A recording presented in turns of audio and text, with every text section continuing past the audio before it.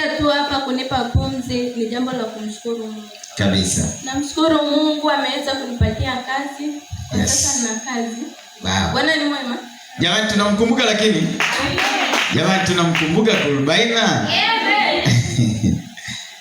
Na pia ni juzi baba nikupigia simu usiku. Mdogo wangu alikuwa anasumbuliwa na mapepo wachafu. Nashukuru Mungu baba amemuombea kwa sasa. Huyo hapo kama mnamuona.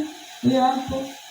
Njoo nikasumbuliwa. Hata mimi mwenyewe ameweza kuning'ata kama mnaona alama hizo huko. Alikuwa haelewi. Tuseme kama alikuwa amepoteza ufahamu, akili ilikuwa sio yake. Ila kwa sasa namshukuru Mungu baba aliweza kumuombea. Huyo hapo kama mnamuona.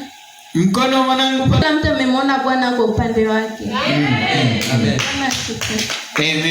Amen. Mungu shukrani. Wow mwanangu, Mungu akubariki sana.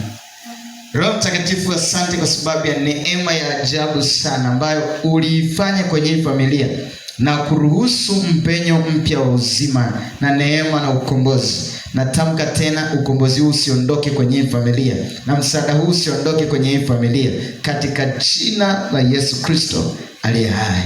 Amen. Na kazi yako idumu. Amen.